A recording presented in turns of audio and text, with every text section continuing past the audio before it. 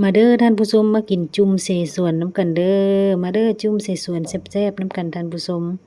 ครบสุดเนาะมีทั้งไก่ทั้งปีกไก่ทั้งสาหร่ายทั้งเห็ดมาเริ่มเฮ็ดน้ำกันเลยท่านผู้ชมเฮาก็มาคั่วใส่น้ำมันเจียวหมักเพชรเนาะขิงหอมกระเทียมที่เฮาตำหอมแล้วเนาะเอาหน้าเสฉวนนี่ลงไปเนาะไปคั่วเพราะว่ามันจะเป็นน้ำมันเดี๋ยวมันจะน้ำมันออกมาหอมๆแล้วก็จะมาคั่วเคี่ยวเครื่องที่เฮาตำเนาะขิงกระเทียมหยังให้หอมๆเนาะคั่วปีกไก่ลงไปนำเนาะแล้วแต่ความมักของไผลาวนะอยากใส่ปีกไก่ตีนไก่หรือว่าอิหยังก็ใส่ไปกระดูกก็ได้เนาะแต่ว่ามื้อนี้นี่เฮาจะมีนี่แหละเนาะลูกชิ้นปีกไก่มีสาหร่ายมีเห็ดมีผักเนาะหลากหลายท่านผู้ชมมีแต่วิตามินทั้งนั้นเนาะแล้วก็มีไก่พร้อมได้ท่านผู้ชมมื้อนี้นะ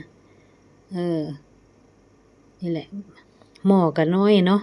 ซุมแซวท่านผู้ชม5คนกินเนาะหม้อบักใหญ่หม้อบ่ใหญ่ดอกหม้อน้อยท่านผู้ชมนี่แหละใส่เห็ดหูหนูเห็ดเข็มสาหร่ายเนาะแซ่บๆมาเด้อ